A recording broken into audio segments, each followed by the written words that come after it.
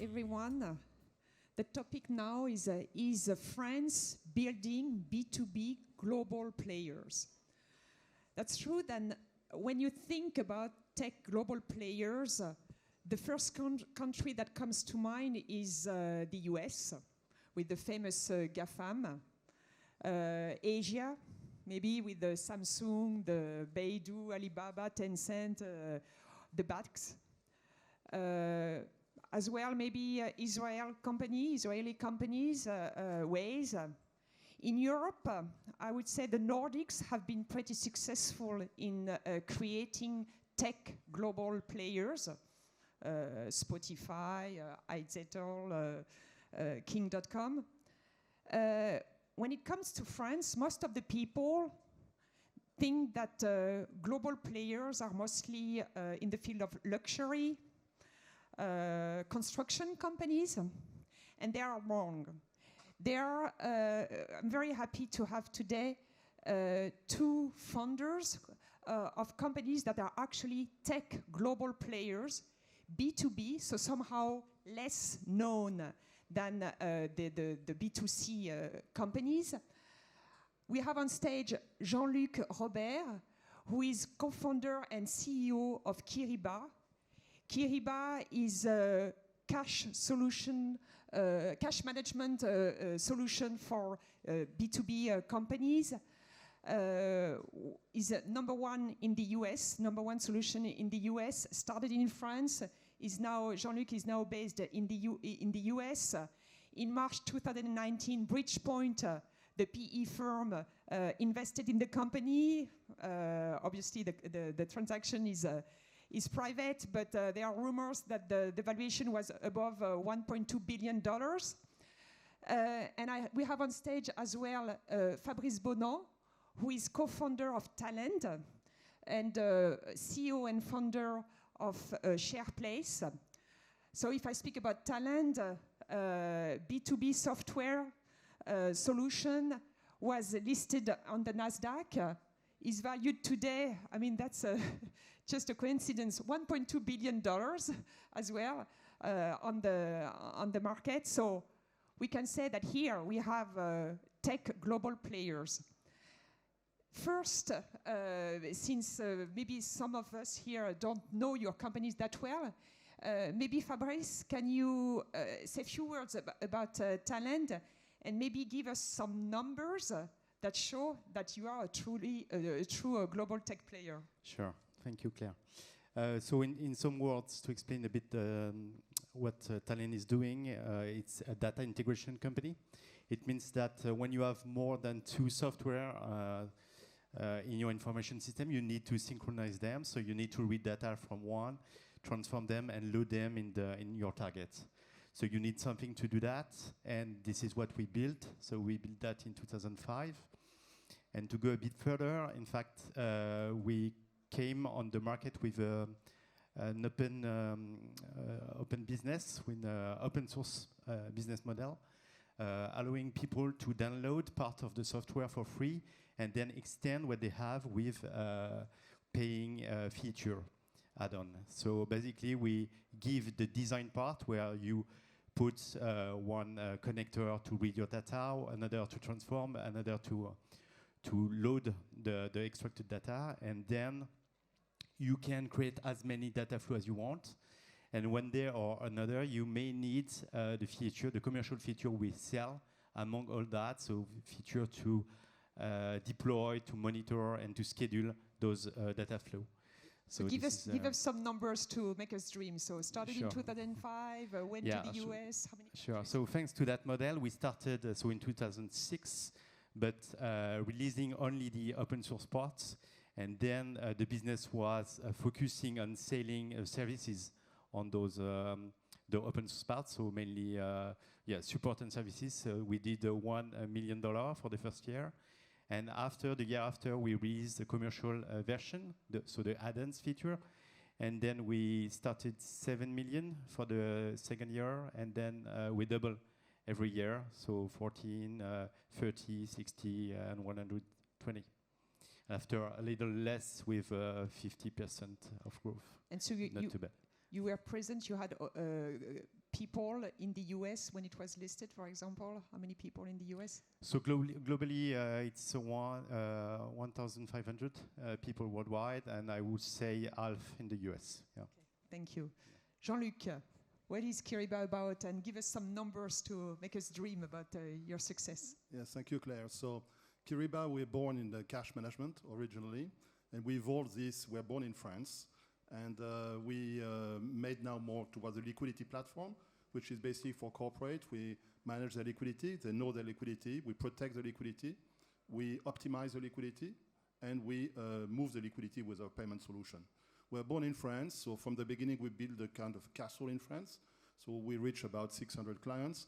And since the beginning, we wanted to attack the US market. So that's our objective, because the US is the largest software market in the world. So we skipped the Northern Europe, Southern Europe, and so on, and we focused in going to the US. And that's so around 2010, 11, we started the US the hard way. We tried to buy a company, it didn't work. So we really pushed it and pick up a few sales and tried to make it work. So it was a difficult time.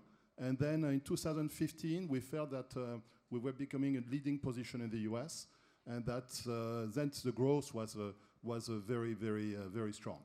So today we're about 2,000 clients. We're the leader in the US, and with all the big names, the Amazons of the world, and Marriott, Qualcomm, Uber, and so on. So we're growing. This year we'll be about $160 million in revenue. Next year we'll be around 220, maybe a little more, because we may target a small acquisition. So I think the US is really driving the growth. So we became a US company, and we really put all our effort, all our money, it was hard. It was not simple, and it took us about 5 years to find the right way to do it. So the US is really what makes us stronger.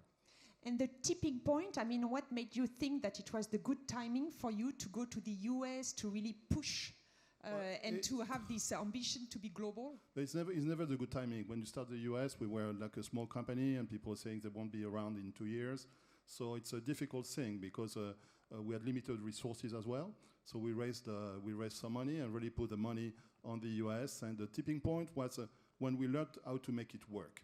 We learned how to make it work both from how do you make your sales team work, how do you make it work with friends, because we still have our product team and a huge part of our engineering team in France.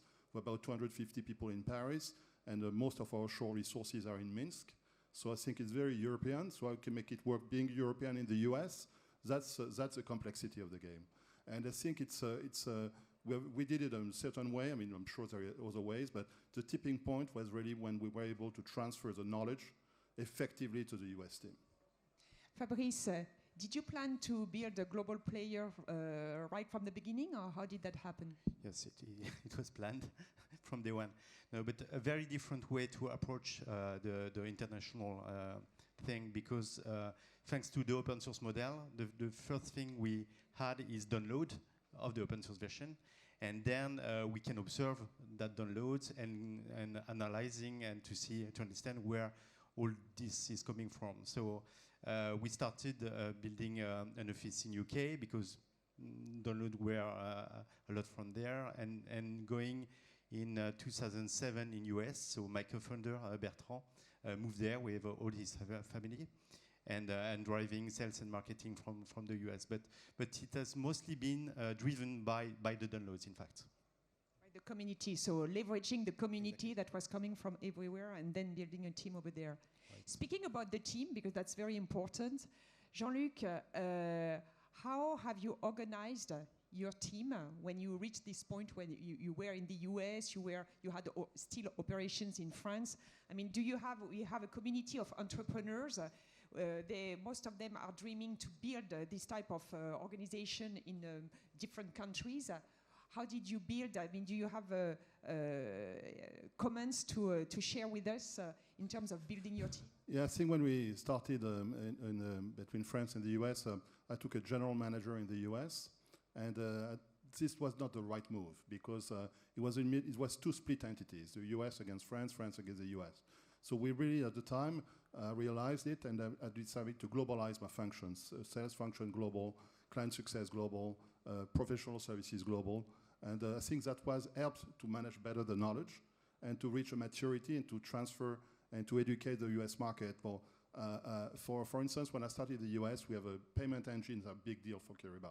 We do a lot of what we call payment factory, so for big corporation. And when I started in the US, people were telling me, you will never sell a payment system in the US. And today, the payment system are the big growth in the US, and all our accounts have payment included. So I think we moved to a globalized functions, and now with more maturity, we come back to managing director level. But I think that's what's a tipping factor for us to transfer better the knowledge, and transfer massively people from Paris in the US as well. So the best people from Paris were sent to the US, and I think that helped to transfer the knowledge and to better educate our teams in the US team, especially in the software, which is a sophisticated software like Kyriba.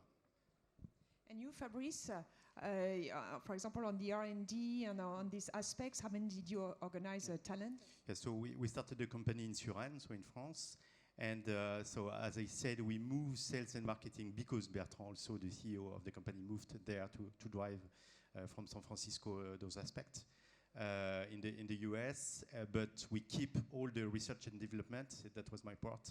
That in Europe, even if we have a lot of offices. So even in China, for example, we have 100 people in research and development. But it was always driven from France, and there is a lot of help for that. So and also technology, French engineering is well recognized. So it was a great move, I think, and it works pretty well. Yeah. Are there things that you think, based on the fact that both of your companies are in the US, that your US competitors or other startups that you see over there are doing better than the French? I mean, do you think that we should learn anything from them?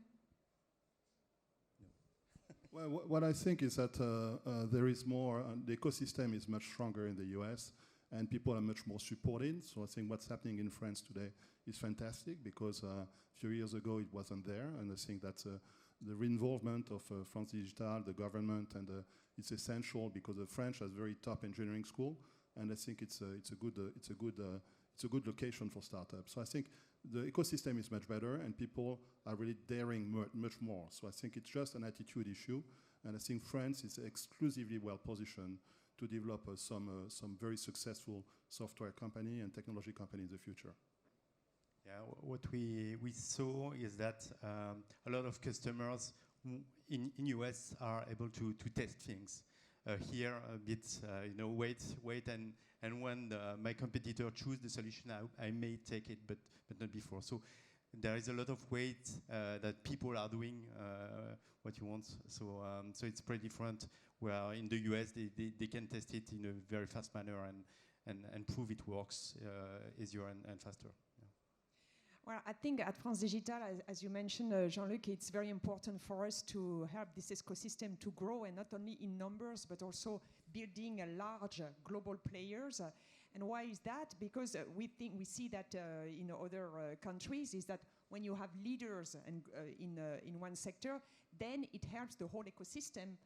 The smaller startup being able to learn from you, exchange, be a customer. You can act as an acquirer as well. So for both of you, how would you see your role, Kyriba, Talend organization, or yourself, as being a big brother? I mean, or someone who can help the French ecosystem to grow, because you have reached this status of being global player and number one in your category? Well, I don't know if we can really help the companies, because an entrepreneur is an entrepreneur, and it's do it his own way. What I think that there is a significant room for growth. I mean, even for Kyriba today, we think that we have a second pass now, second leg of the journey, where we end up the year probably next year about 220, perhaps a little more than that. And the goal is really to move to $700 million in 4 years. And that's why last year we moved, we recapped the company. Instead of going we could have gone public, but we decided to move more private equity play. And I think the private equity will take more and more game against the public market. But I think so it secures financing enables the company to take Kyriba to the next level, which is a 4 years plan, probably around $700 million in revenue. Yeah, on Talend side, I think one of the key aspects of the technology is it was very smooth, so it can play well with upcoming technologies. So we surf on the big data thing, and now it's really cloud oriented. And we have the technology that help us to do that year after year. So, and by the way, we entered in a very crowded market where IBM, Oracle, and so on. So, so it's interesting to see that even a small French player can go on a $10 billion market worldwide and find, with the right business model and with the right technology, bringing enough disruption, and you can really play in the game. So that's interesting. So if I can be more precise, I think we need you. We need you both. Your experience in France. If I remember what the partner of Axel was saying, we need to bring back in France those very successful entrepreneurs. So Fabrice, you're starting your own company, but I think that's very important. Yes, you've gone through, you have built a lot of experience. You've gone through a lot of difficulties. And I think that's how this French ecosystem will grow, based on the value that you can that you can share with this community of entrepreneurs. And I think that's great, Jean-Luc, that you have this ambition to go up to the $10 billion valuation and above, because I think we need ambitious entrepreneurs. And I hope that we can bring you back, or maybe not back, but once in a while in France, so you can we can use both of you your experience to grow this ecosystem. I'm happy to be back because I love Paris. So, and I live in San Diego. So San Diego is a bit remote. I don't know, it's on the West Coast, but it's very laid back, and I need the Paris energy from time to time. But again, I think in what's happening today in France with the Loi Macron and the facility to the grants for enhancing the company is a unique momentum, and I think I'm sure that the market, the entrepreneur, the people will take a serious advantage of that, because it's quite a significant good momentum for the French market and the French entrepreneur. Thanks a lot, both of you. Thank you so much. Thank you very much.